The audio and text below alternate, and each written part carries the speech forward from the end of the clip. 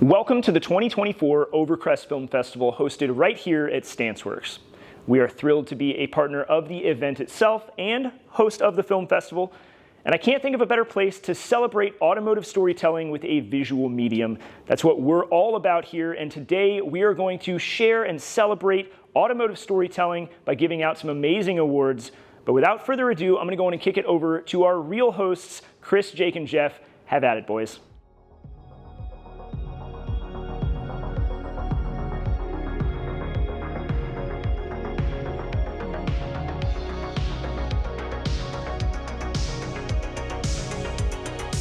Welcome to the 2024 Overcrest Film Festival.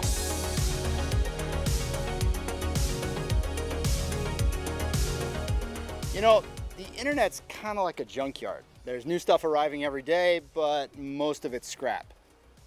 However, there are hidden treasures to be found. And that's exactly why the Overcrest Film Festival exists. We're here to recognize and honor those filmmakers and creators that are creating amazing content that might not otherwise be seen.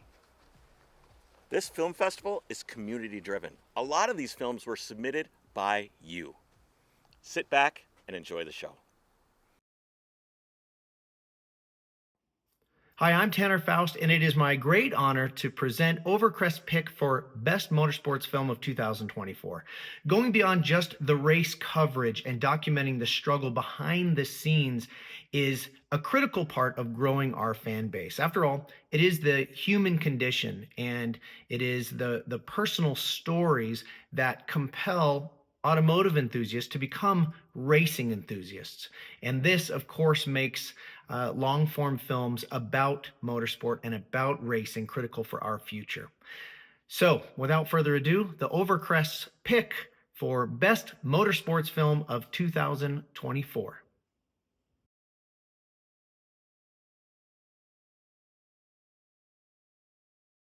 It looks good, it feels good, it sounds good. Is it good? We're going to see a minute one something. Here we go.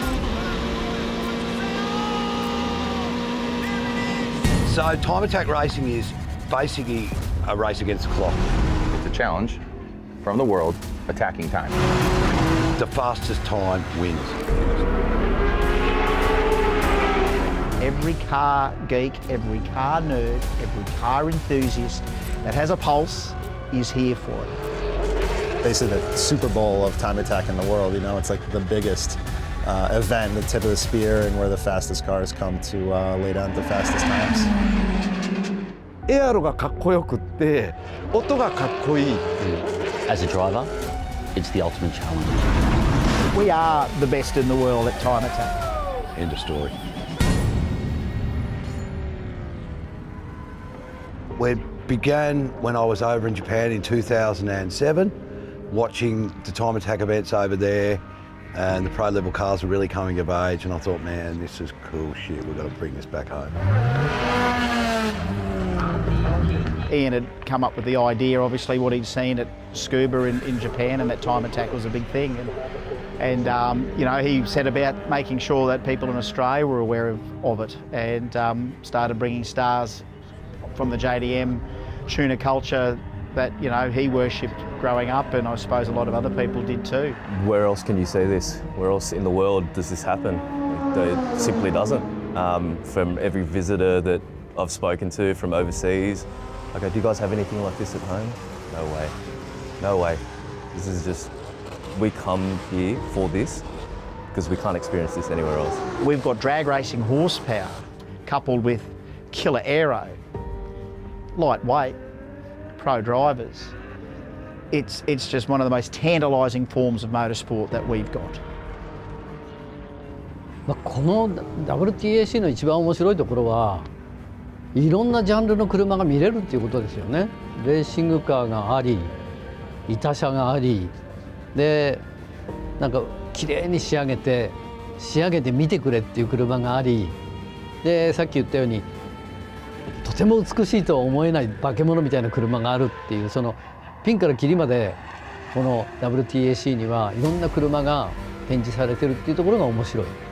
This event that Ian Baker and his team created, I think, is just this really cool event that has world renowned now and bragging rights. You come here, you bring your pedigree of vehicle, pending the class, you do well, it's known. It's on a global stage. Ladies and gentlemen, the first official lap coming through here for Martin Moyer as he triggers the times. The Arvu Racing S2000, what an iconic car. If it feels good, if it sounds good, if there's no one in front of you, I think he's still on one here. Over and above just the time attack, which is a thing on its own, it's a whole real gathering of car culture. As long as Ian Baker is around, he's going to make sure that this form of car culture never dies. We don't have people that like time attack, we have people that love it. These are our people.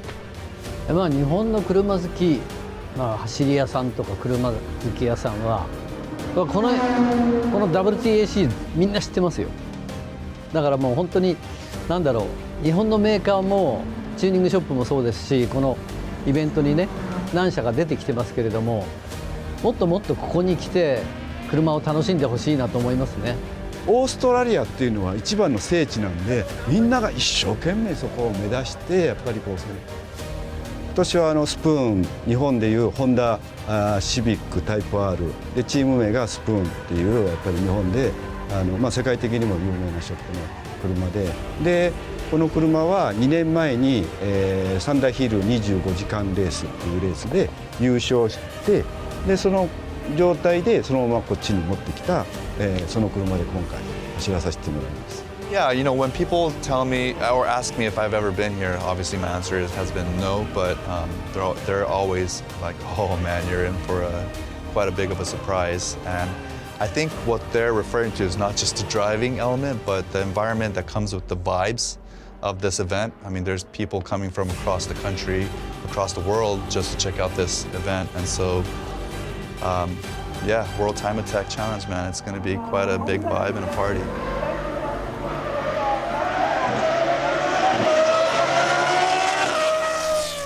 These days, I've got a team of amazing people behind me, and not unlike any professional level motorsport. You know, these guys are turning up and going, man, this is like pro show.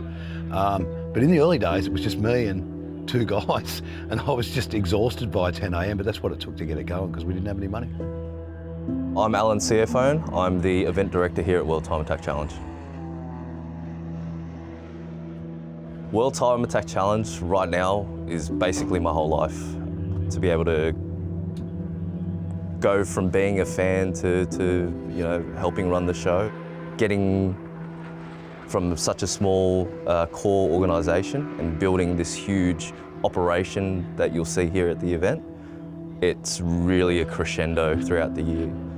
The difference for me, for World Time Attack Challenge, just seeing things that you would never see together, people that you would never see together, just all come together.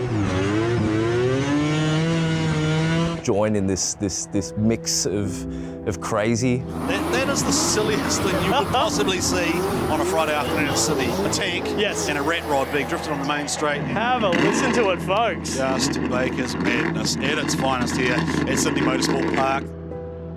World Time Attack 2023 is basically welcoming back the world.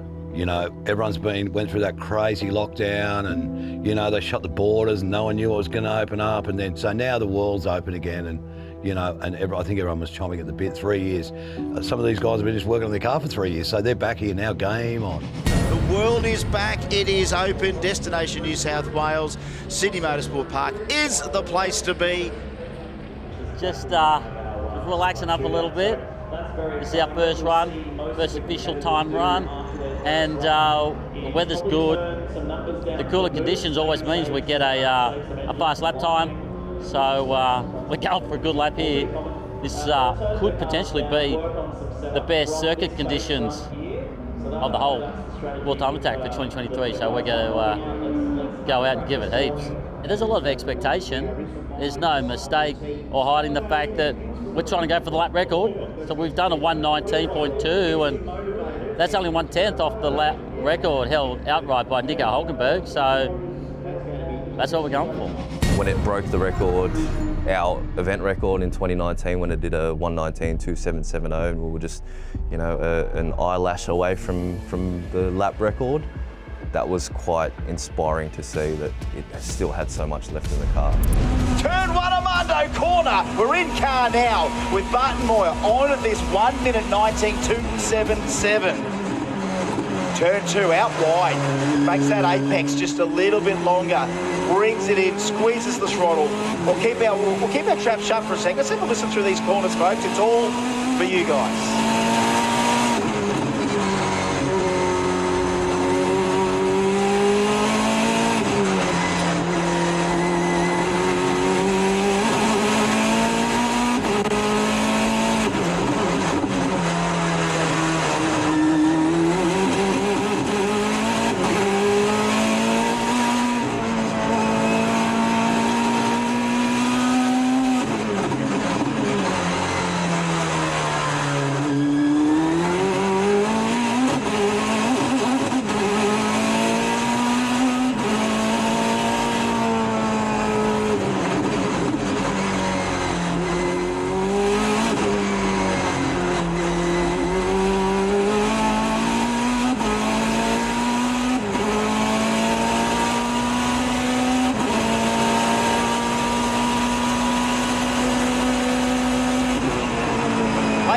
Gentlemen, that's what the quickest lap here this weekend for 2019 is all about.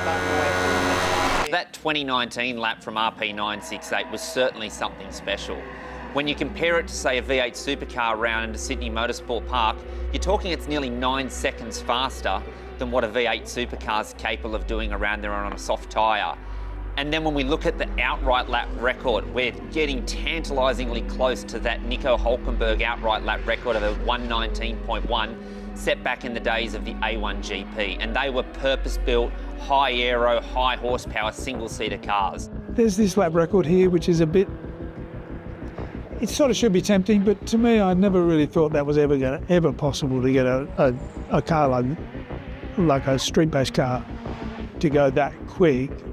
But then a couple of years ago, I realised it was, pretty achievable, really. Again, it became another guy that had the bug bite him so hard that not only did he engage probably some of the best engineering we've ever seen, but to pursue it like he did, has turned that car into an enigma. Well, look, it's a development thing, you know. We all want to make a fast car, and there's not many rules, so it's just tempting, really. And I first came when it was really, we had some really big, the Nemo and Anders car, and we all like to modify cars, and it's a way you can modify it and test it, see how fast it'll go. The people that they've got on board is incredible. Sammy Diasonis, an ex-Toyota Williams aerodynamicist on a project of a car that you wouldn't see on the roads normally. And now it's one of the fastest cars here at Sydney Motorsport Park. Everyone really, really digs that thing. There would not be one person that comes here that looks at that and goes, nah, it's not impressive. It's damn impressive. This car was going to be an open car originally, but I like to do things a bit as fast as I can. So then it just had to be a pro car. There wasn't any choice. It just quickly morphed into this monster. And it is just a silhouette of a 968. And Rod was very particular to keep some of the shape of the 968. And the engine is a 4-litre engine, so it's been bought out, but still a 4-cylinder, same block dimensions, but that's all that remains of the Porsche. And it's as far removed from a 968 as you can imagine.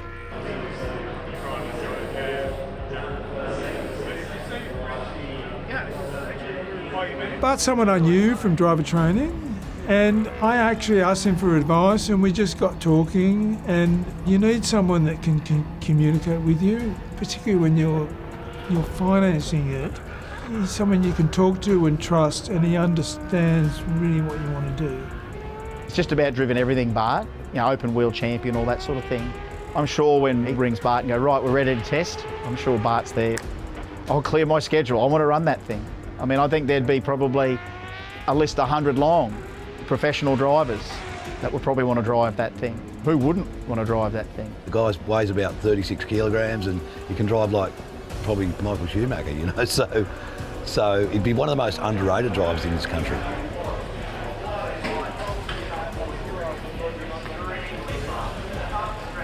We often only get one lap to do the ultimate time. So the pressure is on me to make sure I hit every brake marker, don't run wide, don't miss a gear shift, and commit to a level that I haven't driven around here before at.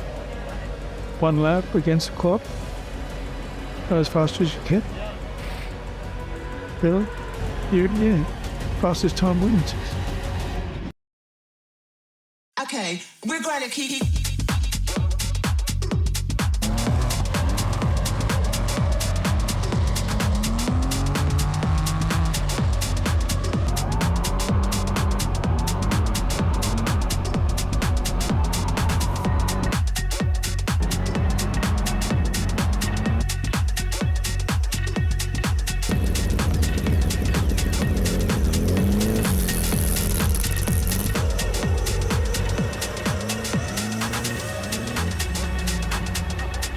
Keep doing this till we get tired.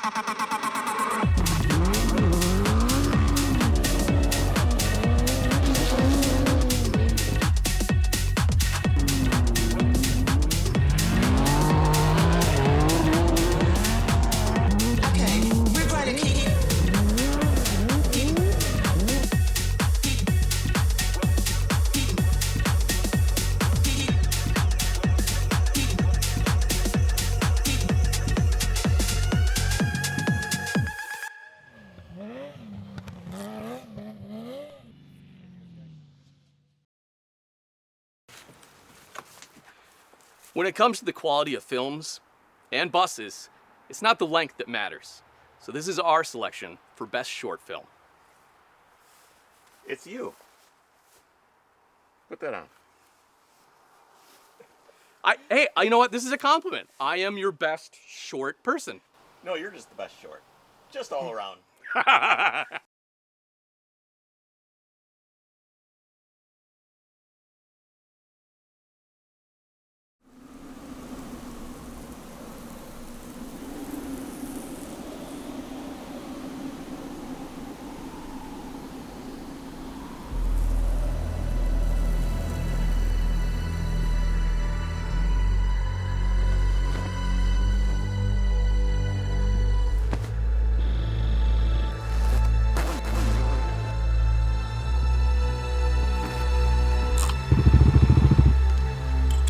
trabalho hoje a fazer?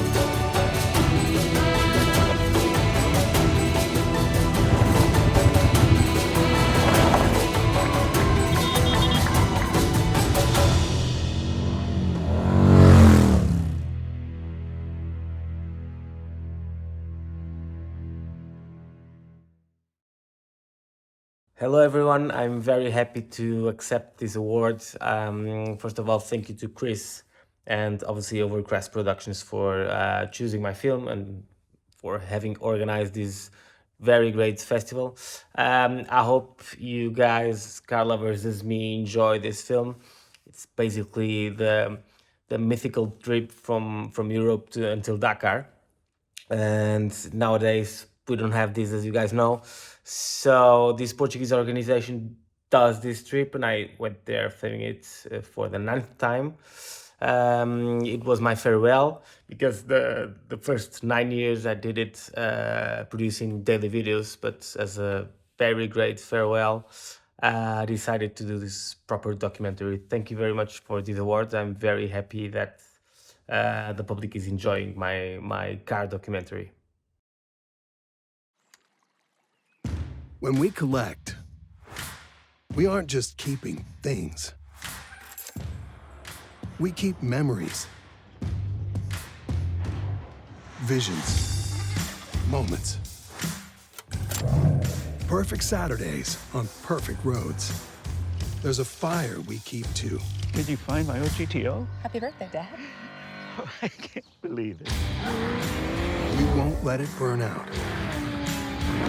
The roar And man, that purr, it sparked early. This flame chose us. We proudly carry it within us. We are loyal torchbearers, every one of us. We are not just collectors. We are all keepers.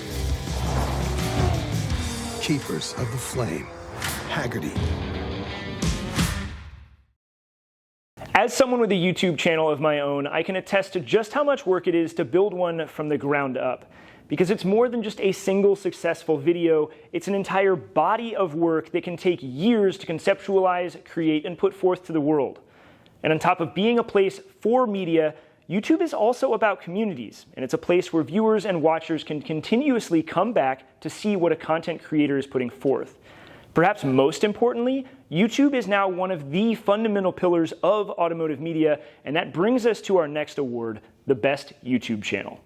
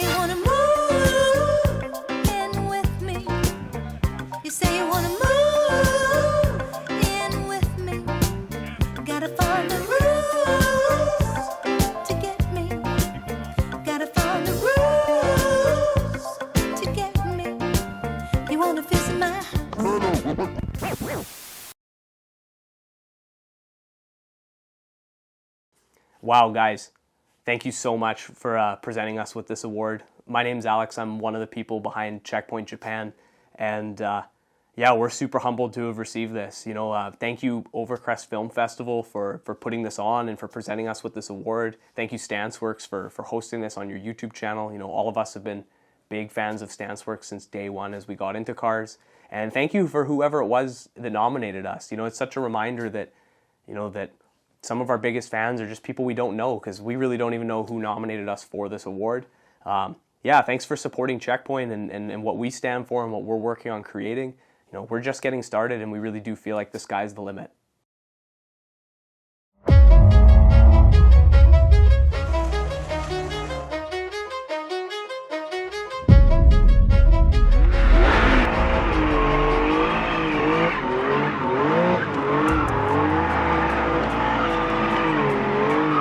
Now that that's over with and the algorithm is happy, we've got something important to show you. We realized that not everyone can come out to the middle of nowhere with their car. So we came up with a plan. In partnership with FCP Euro, we're excited to announce the Eric Augustine Free Ride Scholarship. We want to mention that this is not an auction. This is not a raffle. This is a scholarship. We want to pick somebody with a great story.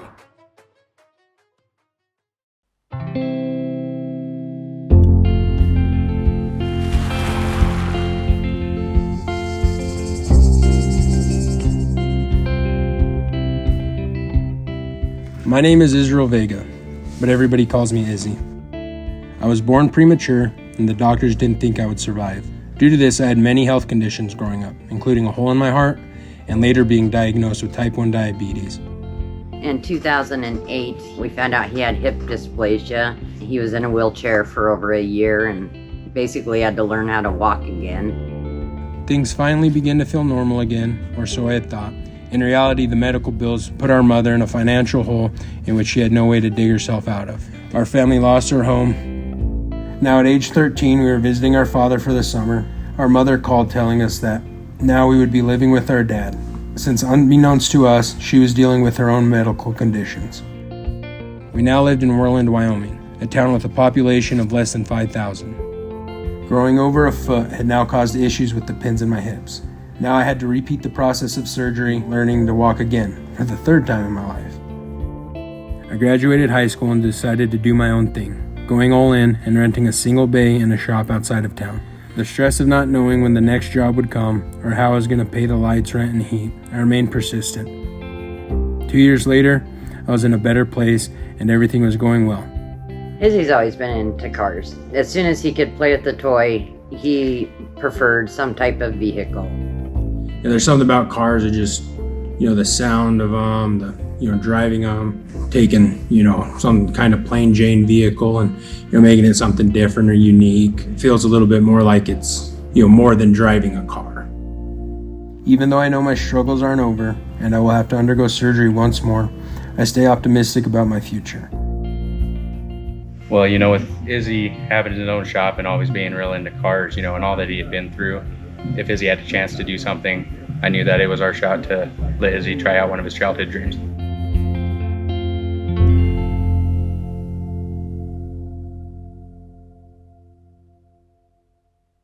I'm sitting in the Overcrest Free Ride Scholarship car. We want to make sure it's as reliable as possible. So we hooked up with the guys over at Likevow to install a ton of parts from FCP Hero. This thing is going to be absolutely dialed. We've teamed up with the guys at the Overcrest Rally to put together a scholarship car. We decided to choose an E30 because we know how they drive, we know how much fun they are. Starting off with the suspension, we chose to use H&R springs and sway bars. For the interior, we ended up getting Shieldman seats, AC Solutions full R134A. To keep this thing going and handle all the abuse and stuff, fluids are going to be covered by Mobil One.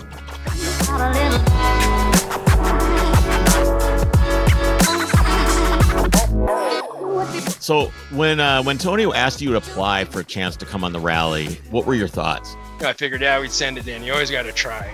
And then you get a call and it's like, oh man, I'm a finalist, Like I couldn't believe it, Well, you guys were wondering how many people applied for this. There was hundreds. We had hundreds of really, really good applications. But I would just like to let you know that it's you. You're the one that we chose. When I called you yesterday, I already knew. I could tell from your letter. I could tell from everything. I'd like to invite you and your brother to come on the rally. Oh, man, dude. I thought I was like in my head. Oh, my God, dude. There was a lot of stories, man. And it wasn't necessarily about who had it worse. It was about how they dealt with it and how they inspired us. I see them. I'm so excited for these guys. What's up? How's it going, my man?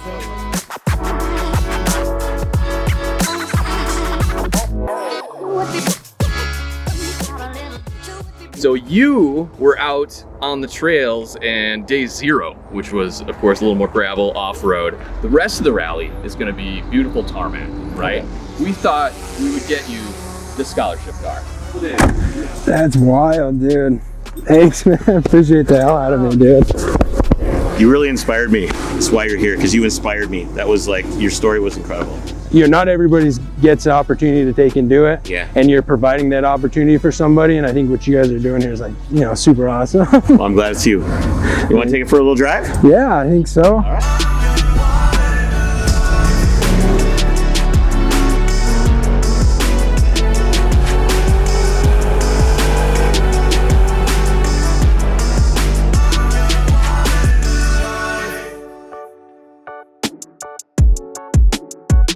I realize and appreciate so much that you guys are taking the time to be here with us, with this family. As we always say, make friends not only with the road, but with each other. There's lots of beautiful things. Please stop, please see them.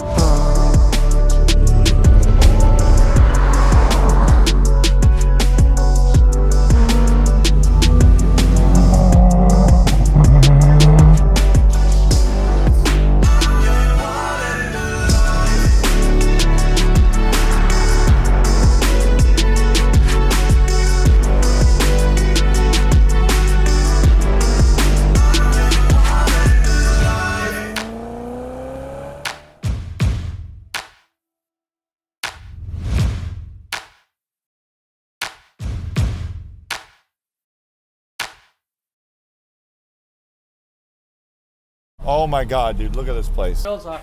That is a rare BMW. I can't pronounce it. I have died and gone to heaven, folks.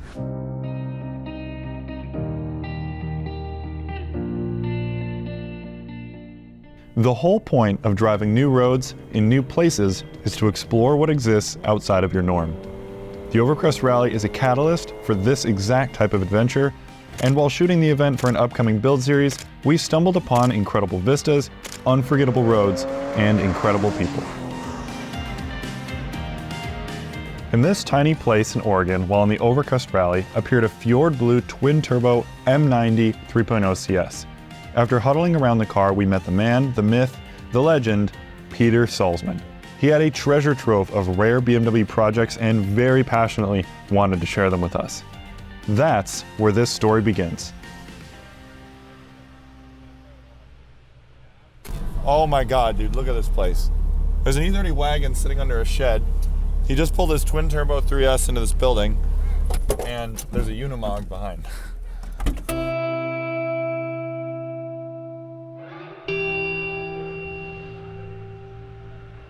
This is a freaking ghost town. There's like 280 people that they don't even know what a BMW is around here. They got to be driving farm trucks.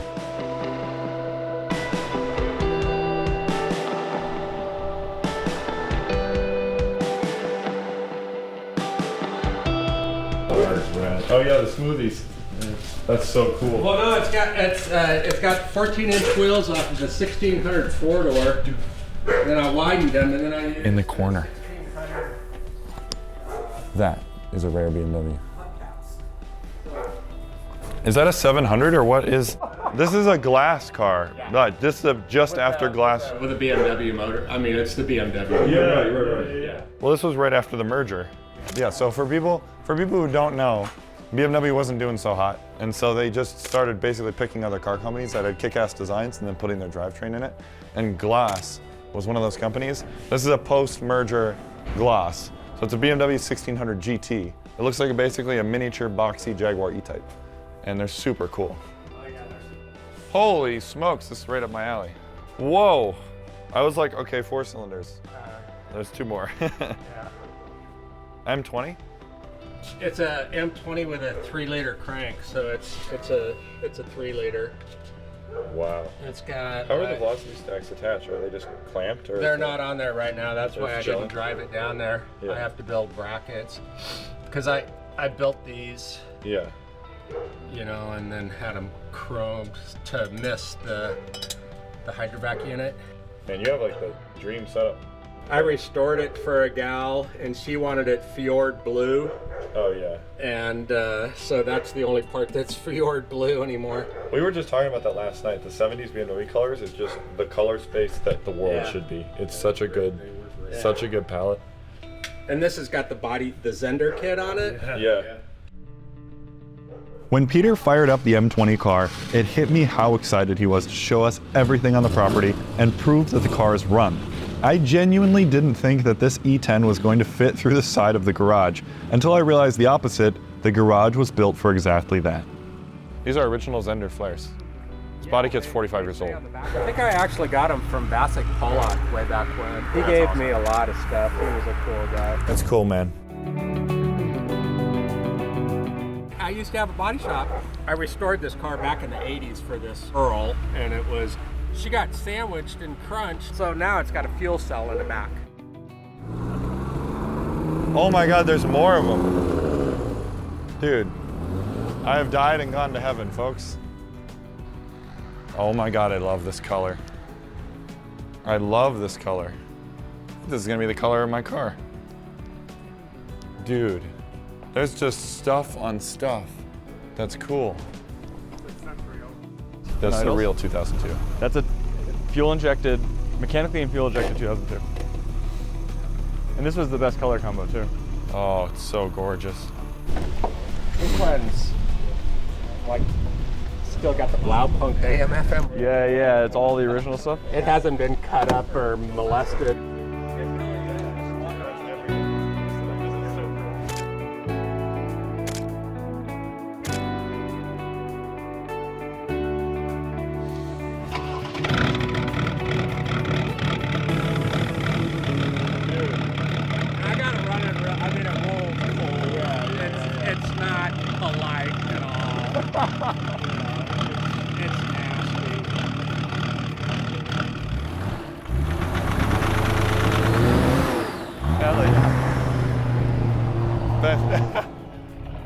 What year is this car?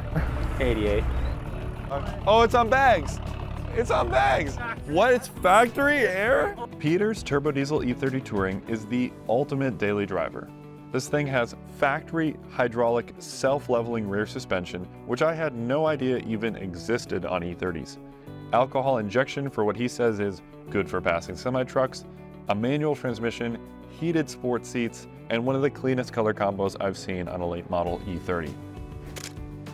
For Peter, this was just kind of a nice driver, but for us, or at least for me, this is the holy grail of slab-sided E30s. And the tow hitch. While Peter told me he had imported even crazier BMWs than this black Touring, what spoke to me most was his next car.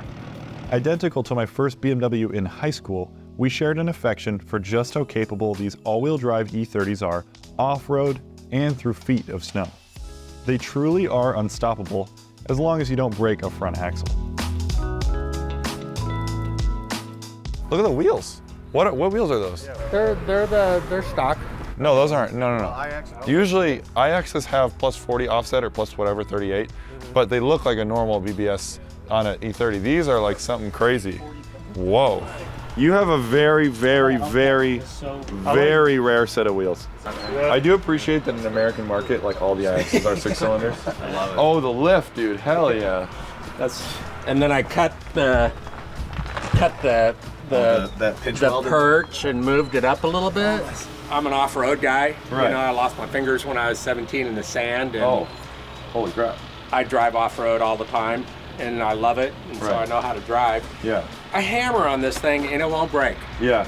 Well, at least you haven't broken the axle. No axles. I mean, I never broke a transfer case. I never broke an axle. So these cars are rad because they're the first all-wheel drive BMW, and also they're a permanent 37-63 split front to rear. So when you launch it in the snow, there's a 63% weight shift to the rear axle, and so you have even weight distribution to all torque. So they just launch in the snow. But the axles are really hard to find, as you probably know.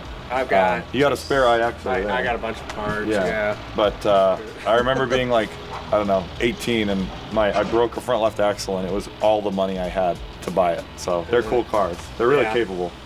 Now it's getting hard to get CV boots. Yep. And in the States, they're all M20s, I believe. You know. So. Yeah. And they're all M20B 25s in this case. They're also, for some reason, all seem to be red. Right.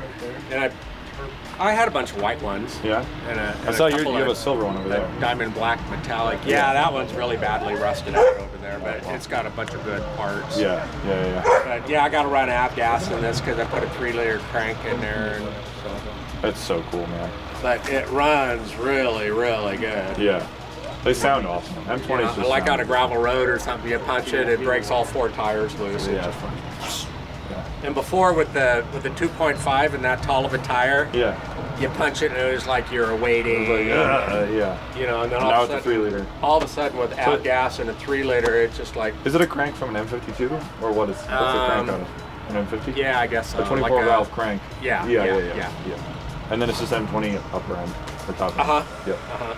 That's really cool. And I used, I didn't put Different a cam in it or bearings, anything because I wanted a good bottom end. Yeah. And for it to run nice. Yeah. But if you do it again, you got to use a Carrillo rods because we use the stock rods.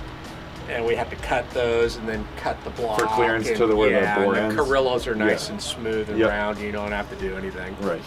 Like on the 2002, the 3-liter, it's got the Carrillo rods. Yep. And for block clearance. Yeah.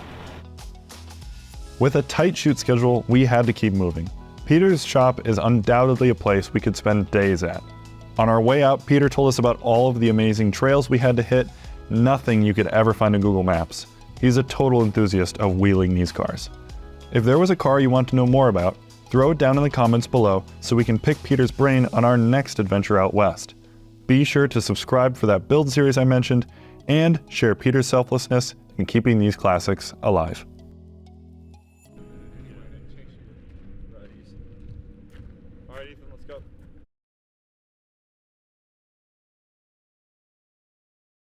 Admit it, we all spend a ton of time on social media. And it's too bad that most of the time it feels like a giant pile of shit.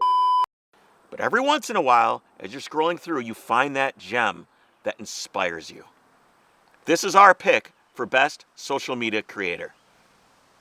Don't forget to like, follow, and subscribe!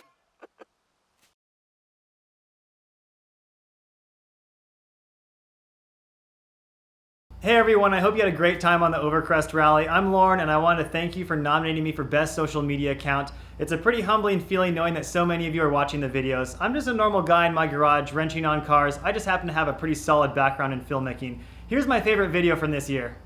The front end of my Quattro has been looking pretty sad lately. The headlights are cracked and filled with water, and these corner markers have definitely seen better days. Good thing it's front end Friday. My Quattro's been updated to have the Audi 4000 front end, which is cool because you can get these European E-code lenses as well as these clear corner markers, so hopefully this improves the look of the car. I'm going to take this front bumper off so I can get better access to the screws holding the headlight brackets on, which is perfect because I'm also going to do a bumper tuck. These cars from the 80s had a diving board style bumper, and you can actually compress it down a couple inches to give the car a little sleeker look. So I've split headlight lenses before, it's not too hard, you just throw them in the oven for a few minutes, but I knew this one wasn't going to come in one piece since it was already cracked. Once I started cleaning up the grill, I noticed there's a lot of broken pieces on it. Should be pretty easy to fix with the plastic welder. No more epoxy for this thing. The light output on these headlights was so bad, it was scary to drive this car at night. And now I can see why. The chrome in here is almost completely gone. But instead of trying to find somebody to fix this chrome, I'm just gonna go one step further and add projectors. And I don't wanna mess up the nostalgic look of the car, but I think these E-code lenses will hide the projectors and no one will ever know the difference. I'm drilling out this bumper shock now, but don't worry, it's not a typical car style shock that's full of pressurized oil. These are full of rubber, so you just drill a big hole in them, squeeze all the rubber out, and then you got a tucked bumper. Hopefully the purists don't kill me, but the projectors are in and I think they actually look pretty good. The light output now is a lot more refined with a sharp cutoff. Unfortunately, these are the wrong corner markers for my car. I just threw them in anyways to kind of get a feel for what they're gonna look like. The new ones are on order. And the rest of the parts for this car just showed up from Powder Coat, so maybe we'll see this thing on the road next week.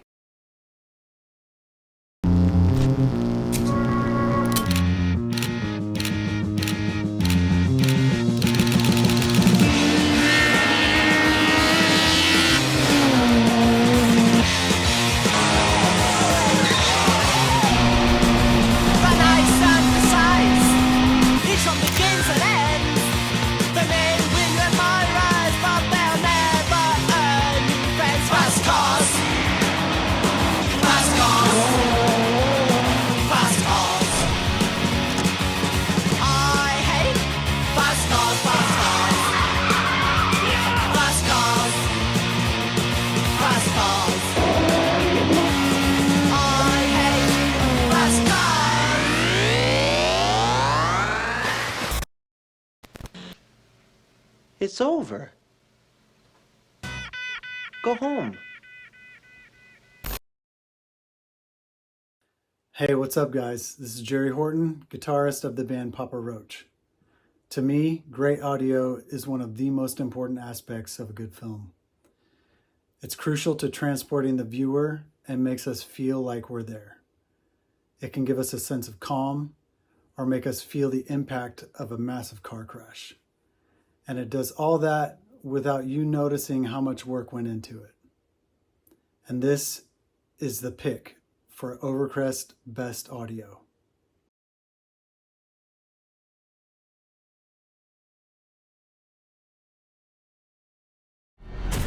Car company versus car company, country versus country, fighting for that glory.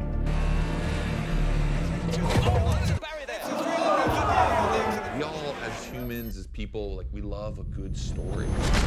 This is the first of the first for this engine, this hybrid, this car. This has been years in the making. The new era of racing.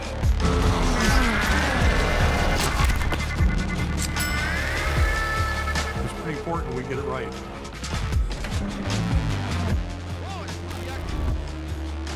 If we're not winning, then no one cares. It's a firefall. Oh my goodness. I can count my pulse in my ears right now. You're there to prove your importance in this whole world of motorsport.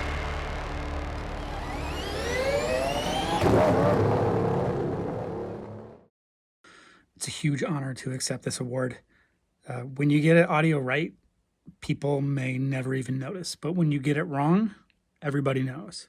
Especially in motorsports where you want everybody to feel the cars on the track, but you also want to be able to hear what they're saying. Got to give a huge shout out to the director, JF, and the editors that worked on the film that set the table for me, especially Will Barber, who pushed me to do a more dynamic, in-your-face mix. Thanks.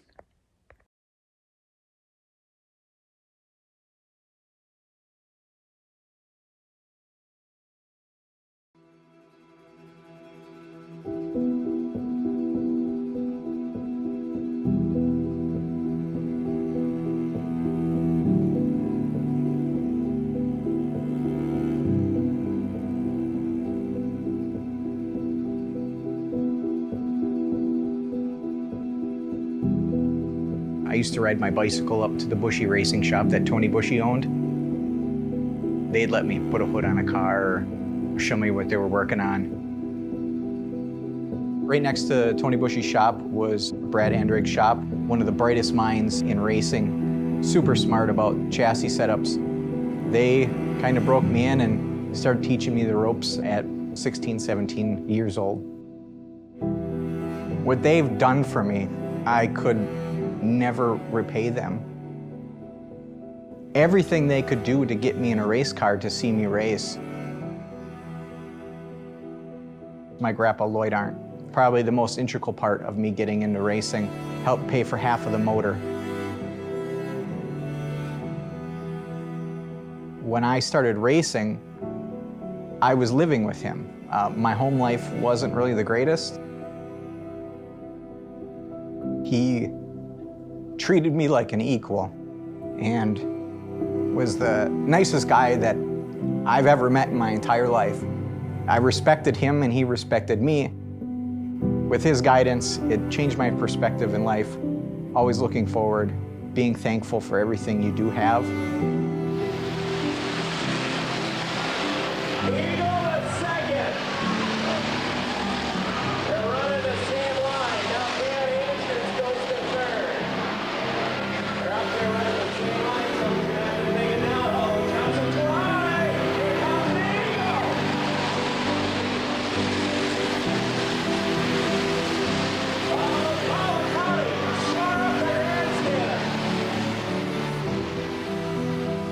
On a Saturday afternoon after racing Friday night, me and my uncle, my grandpa, and his wife Dora were at the house watching the video from the night before. The video ended and he died.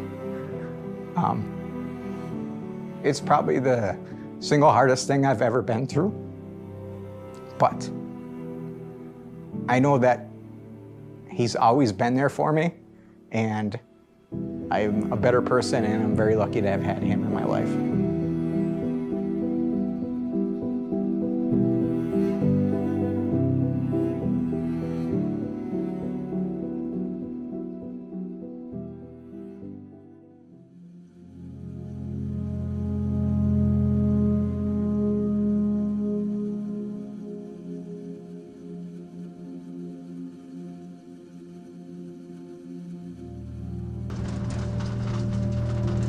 I was born in 1979, came out, and my legs and arms were all crooked and pointed ways they shouldn't be. I can't imagine what that was like for my parents, and there wasn't a lot of research back then about being able to help with those things. But I was born with arthrogryposis. It basically is a muscle and bone deal where the joints don't form all correctly. You have some limited muscle growth. Both of my elbows don't bend very well, probably about 5 to 10 degrees on my left and about 25 on my right. My knees have about 30 degrees of movement. I have to wear a complete leg brace on my right leg. I don't have the muscle to hold my leg straight or my ankle, and I have a left ankle brace that I wear. And that's all the time unless I'm sleeping. I've had countless surgeries, done my best to work around and just do what everyone else has done.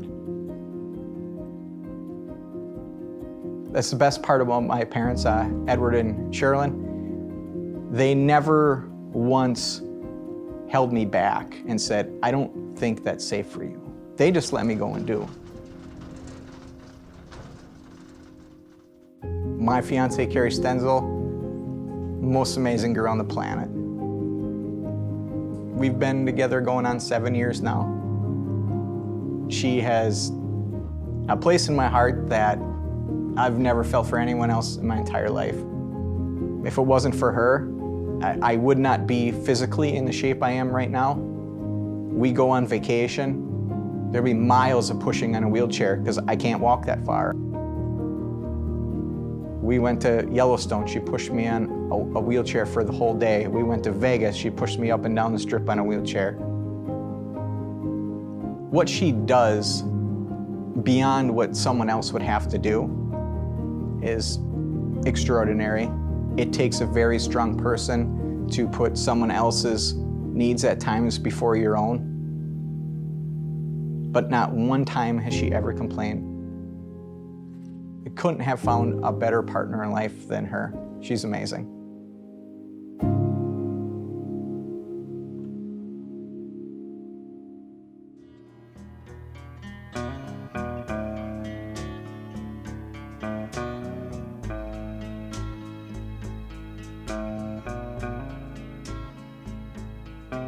Because I can't pivot with my ankle to push the gas up and down, I unlock my leg brace so my knee can pivot, and then I put oil on the floor and I physically slide my foot up and down the floor to push the gas back and forth. And then I put extra throttle springs on because I don't have a lot of muscle to pull my foot back. So the throttle springs act as the governor for me. And the brake pedal is very similar. I do have a little bit more strength in my left leg, but we do put a spring on the brake pedal because I've been known to ride the brakes way too much, and that don't make it faster.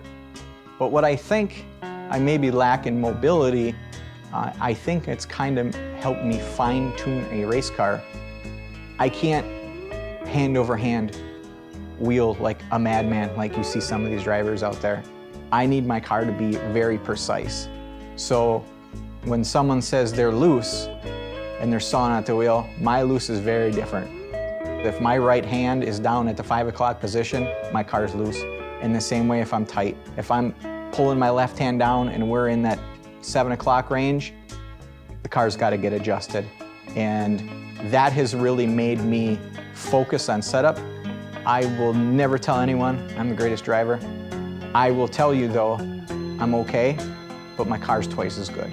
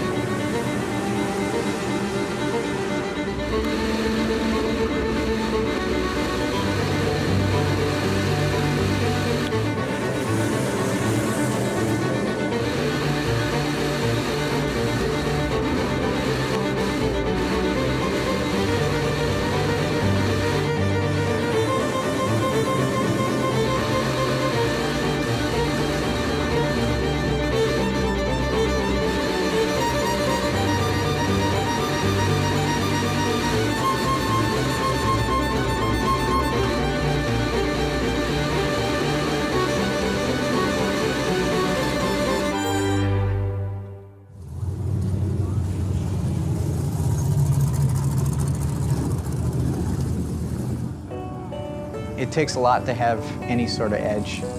You can literally open up a magazine and buy any go-fast part you want these days. For me, it's knowing more than the next guy. It's being able to run a car for 3 laps and diagnose what you need to change in that car. I eat, breathe, and sleep chassis setup. I will go to bed thinking about it. I will wake up thinking about it. I'll mow my lawn thinking about it. Other than doing family stuff, that's all I think about. What can I do to make my car better? Is it a spring? Is it a shock? Is it a ride height, lead placement, tire stagger, offsets? What can I do? I will gladly answer anything anyone asks me about car setup stuff. Not only because I think it's really cool that someone would respect me enough to want to know my opinion on what their car is doing, but if that guy goes a little better and his car's better, he wants to stay racing. You see people struggle all the time with cars that aren't set up right, have problems, and they disappear from the sport. They spent a lot of money and things didn't go right. I don't believe you need to spend $1 million to go racing. This is why I love the Unified Street Stock Division.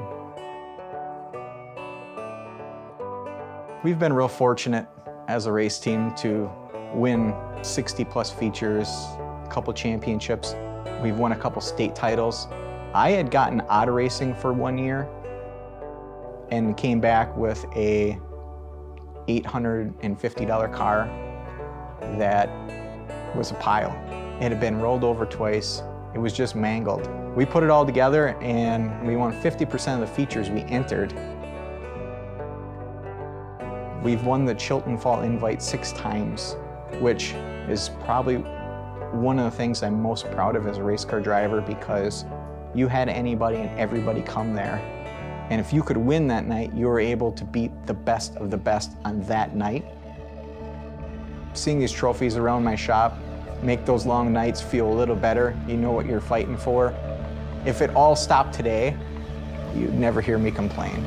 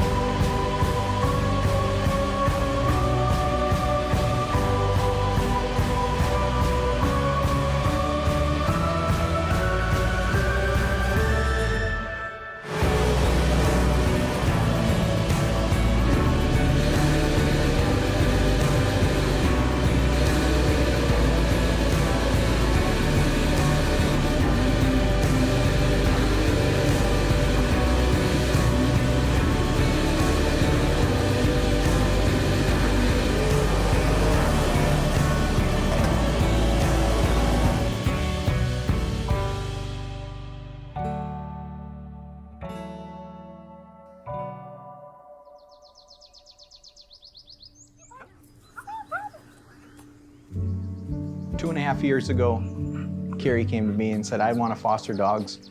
She had done it in the past. So I went along with it, and we had fostered our first dog, Carson. Amazing dog, super smart. When I came to learn what happens to these dogs if they don't get fostered and adopted, I broke my heart. They get put to sleep, they get put down. We work with Wolfgang Rescue out of Racine, and I've met some of the most intelligent, smart, loving dogs in my entire life. And to think that these dogs were going to be put down, to be able to bring dogs into new families and see kids with puppies and dogs they've never had before, just makes you feel a little better as a person. I think we're up to 27 dogs now that we've done. As soon as racing season's done here, we're gonna be back on the train again and get number 28 from Wolfgang, and we're really looking forward to it.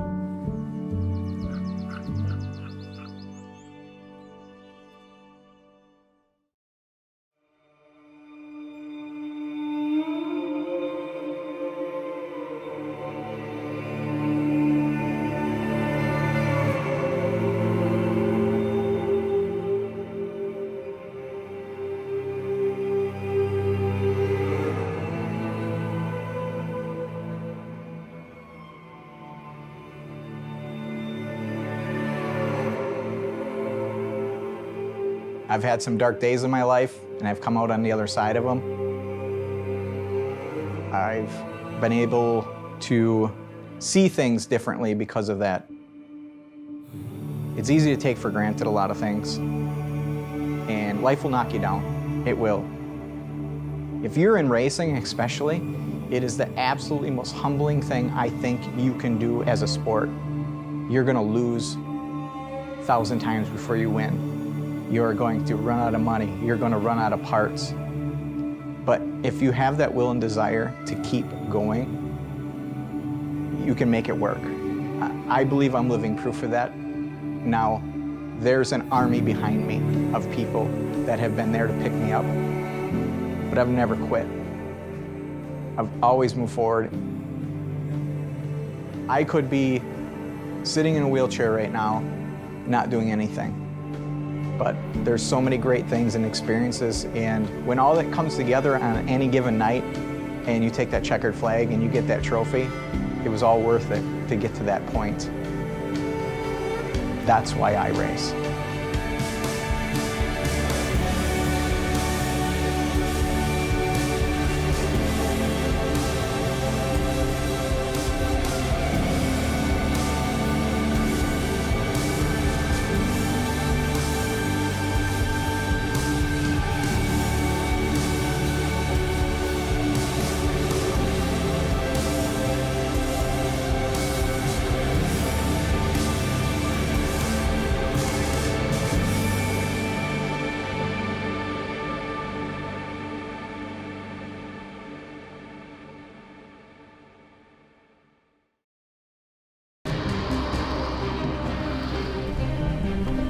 They say adventure is always calling, but the road to adventure can be uncertain.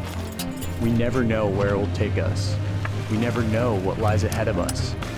But if we take that chance to step out of our comfort zone and pick up the call to adventure, we may just be able to discover not only something new about ourselves, but something beautiful that we can share with the world.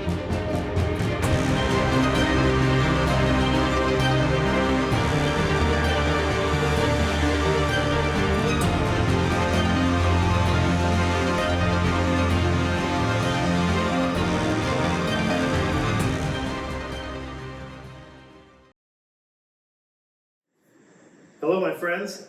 This is Matt Crook, and I'm here to introduce the Best Edit category for the 2024 Overcrest Film Fest. When a film just feels right, it doesn't always mean the highest quality film equipment was used. Sometimes, to get the right feel, you just need the right edit. This is the Overcrest pick for Best Edit.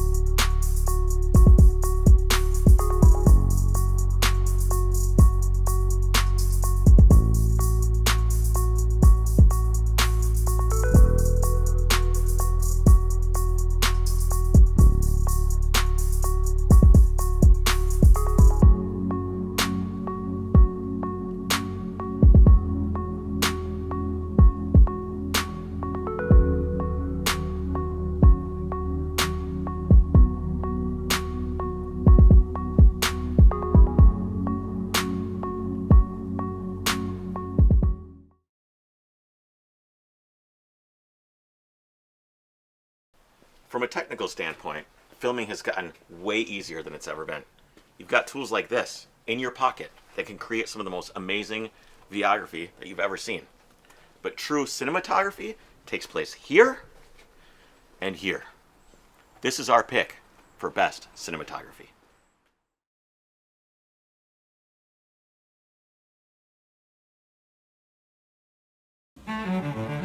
What is it that fascinates us of a higher power? What could create such magnificent marvels? The tribes before claimed that these are the remains of giants from a once great battle, creating a natural cathedral for those to worship in their power. A landscape once filled with tragedy and death, it filled with life and grace.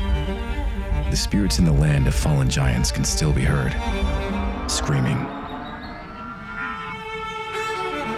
For while these giants may have fallen, some still walk with us. Crossing these terrains was once deemed an impossible task. The desert sea thrives on the blood of those too weak to cross.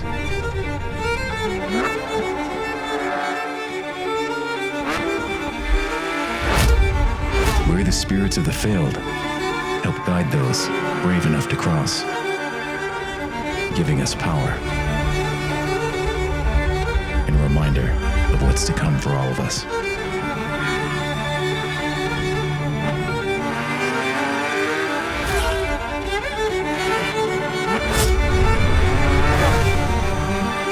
We must not take their power for granted, for like us, it can vanish in an instant.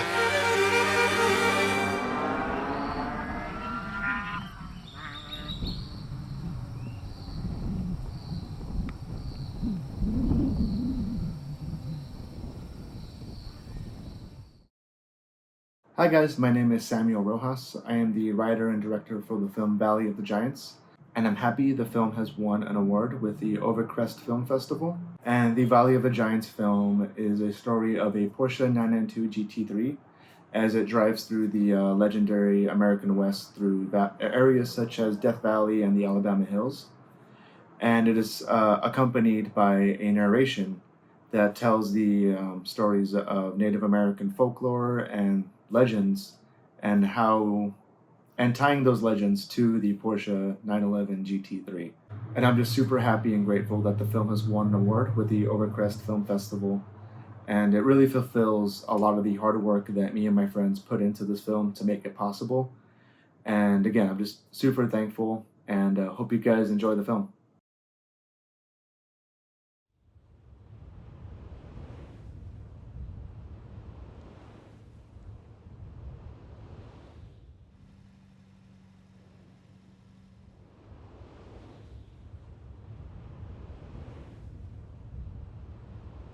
The way I think about her is kind of a metaphor for the way I want to be able to think about myself. She's showing her age. We talk about what it's like getting older. I did have a little bit of a panic because I rolled her out to go to work in the morning and she died on me. That was a quick fix because I just got underneath her and whacked her with a hammer. That's kind of one of the cool things about Sunny is that she is toolbox worthy, you know.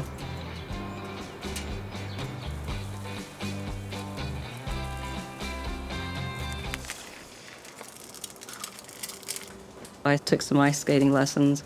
Being an EMT, building a barn, gutting a bathroom and redoing it, replacing a toilet. But as I got older, I finally realized that the joy in my life for me was trying so many different things. I have no idea what I want to do when I grow up. I really don't. Even though I knew a little bit about cars, I was able to do a little bit more research into this particular car and really learn about it.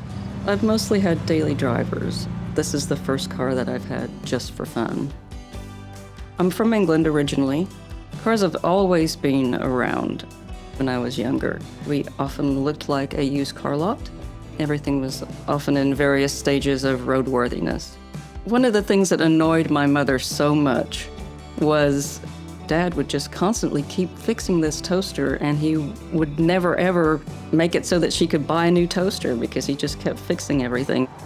And that's kind of where I got my penchant for doing my own things. I think it makes it more meaningful when you can work on it yourself.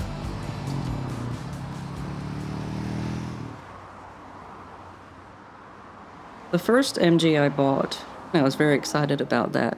And then literally the day after, a man called me, and he had a really great reason to have this car. And so I let that car go to him. I truly believe that things happen for a reason. True to form, a couple of months after that, I was laid off my job. So it worked out for the best. And anyway, I ended up with Sunny, and she is just the light of my life.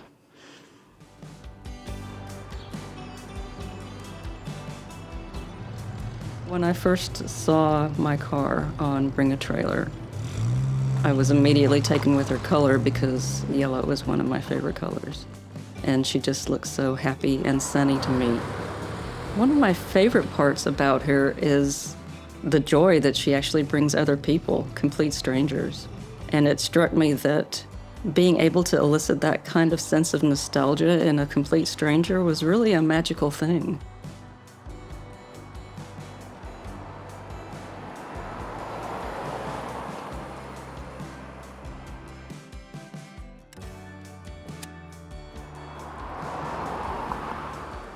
She's got a lot of cosmetic imperfections that I probably could fix, but honestly, I don't really want to because as far as I'm concerned, she's perfect.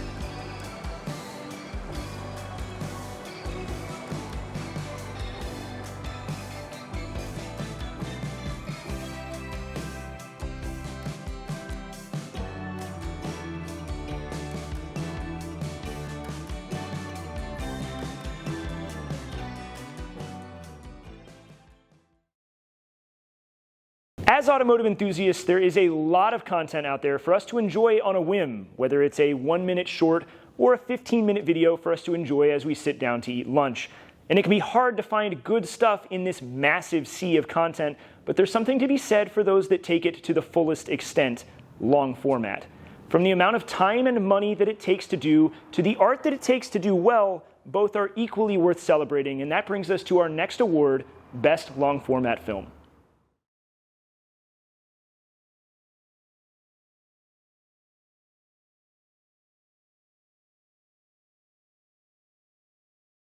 So, at the end of the day, I think that's what this car community is lacking.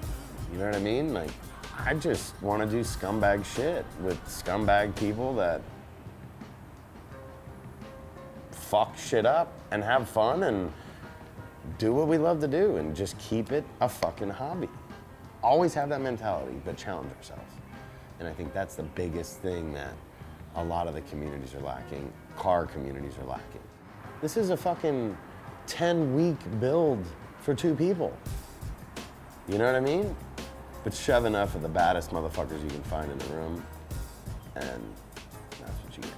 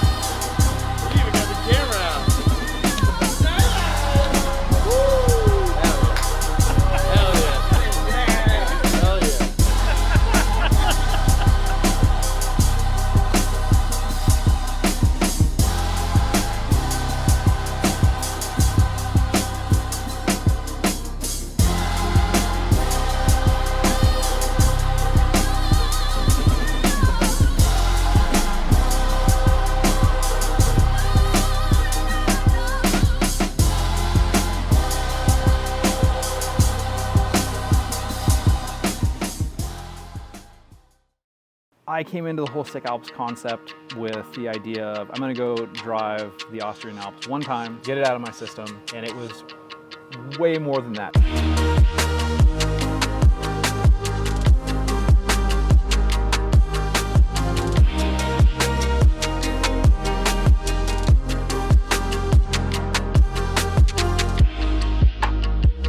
Once it gets in your veins, it pushes you to the next level for sure.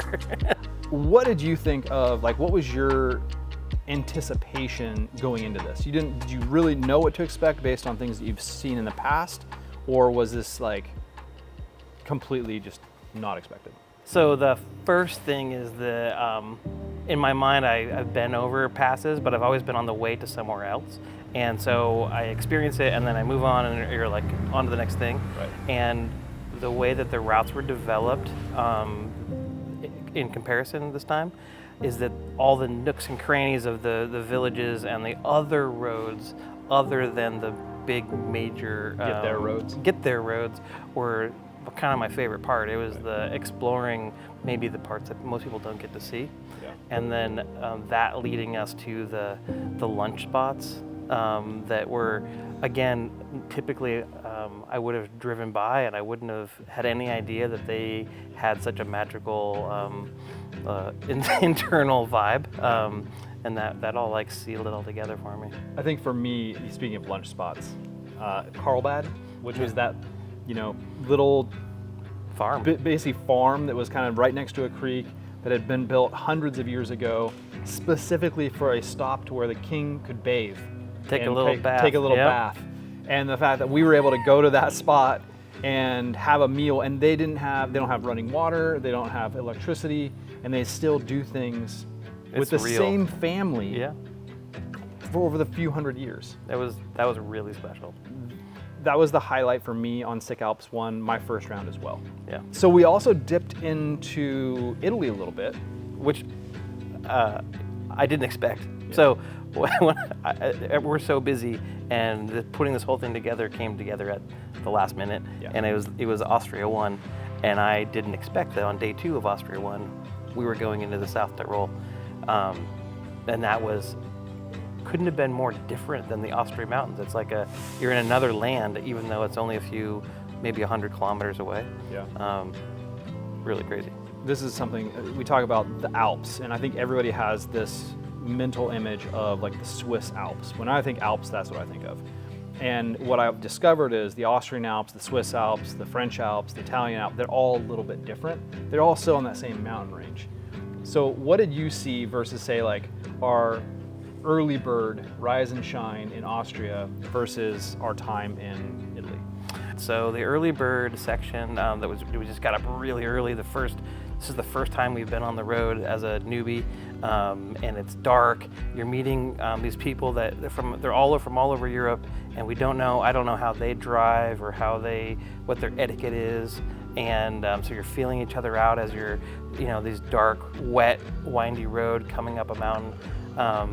And as we were going up, the light started to peek out through the clouds, and it was the most dramatic, it was as dramatic as it could be from a lighting perspective, with glaciers and rocks and lichen and moss, and so you got these greens and whites and blacks and the light coming through the clouds. So it was just super dramatic, and all these people came together. By the time we got to the mountain, it was like we went from a bunch of strangers to a bunch of smiling people that had this immediate connection. And that is what this was all about for me, is that relationship of people seeing the same things, and experiencing the same things, and the same G-forces, and learning things, and even that first morning at the top of the mountain, it was clear that that's what that was all about. Yeah, it's this unique experience that happens, I think, in car communities, but especially Sick Alps, in the respect that when you drive up to the entrance to the Grossglockner, you're all waiting right there for them to open the gates and unlock everything for us, and then all of a sudden it's like all out. Game on. It's game on. You get to experience all of these really for the first time for most people, and it is spectacular. It's spectacular. It is awesome.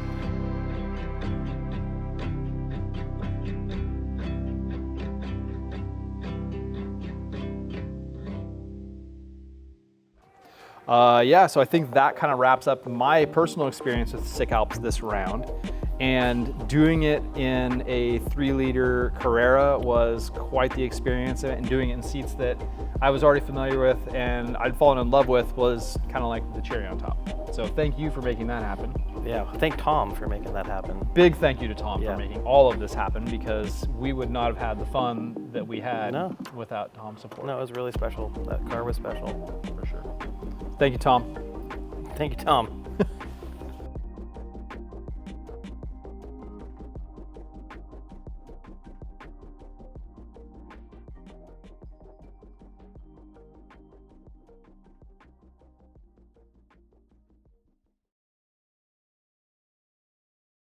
Documentaries are at the core of what make Overcrest special. That's why it's one of my favorite categories. Real people, real cars, real stories. That's why we do the rallies. Get out and experience real adventure. That's why I'm proud to present our selection for Best Documentary.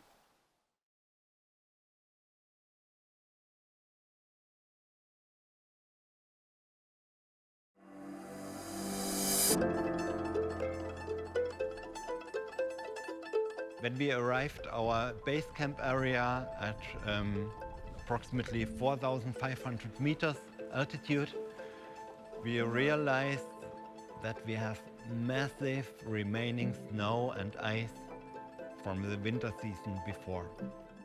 We had the right team and cars, but the volcano challenged us again. Doubt crept in as conditions were unlike anything we'd seen.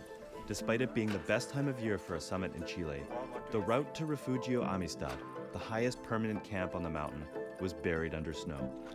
If we couldn't reach it, summiting was impossible. And so we said, okay, we have to need to find another road, another idea, another itinerary.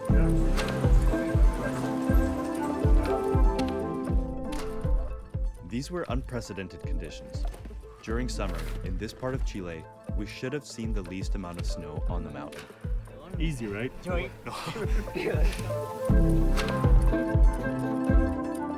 We're even thinking to go through Argentina. Google Maps says no road on the Argentina side. But we didn't find anything.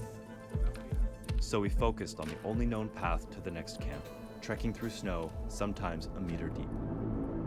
With all the people working together and do this hard work, you need around 1 hour to clean 4 meters. Thank you so much for this award. You know, Edith is a story about perseverance. If it weren't for all the engineers in Weissach at Porsche, everyone at PCNA, Porsche Cars North America, Ben, Shelby, Angus, and of course Will and Nico, who spent all the time up on the mountain capturing the story, none of this would have happened. Perseverance. And everyone here, you know, we're all here because we believe in storytelling. We have a duty to make sure these stories live on. We also have a duty to make sure that we motivate a younger generation to care about doing cool things. So for that, thank you.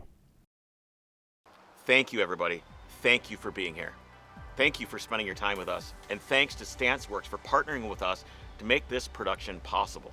We also have to thank all of our partners and especially the Overcrest community. It's a vibrant community of folks that are passionate about what we do and share our values of exploration and adventure. Hey, we're really excited about what's ahead in 2025, so follow along with us. We're gonna do something really big next year, something we've never done before, and we want you to be there. Follow along with us via email, social, all those good things, and we'll see you next year.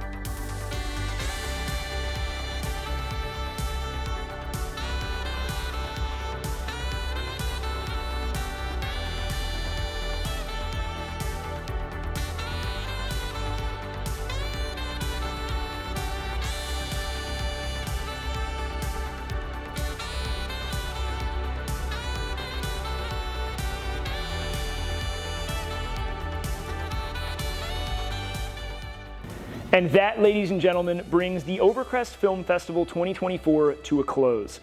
I really enjoyed all of the entries that we got, and all of the recipients of these awards are more than deserving.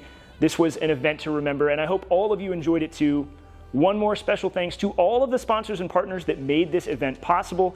And of course, one final thanks to the Overcrest team for putting this event on and allowing us here at StanceWorks to host.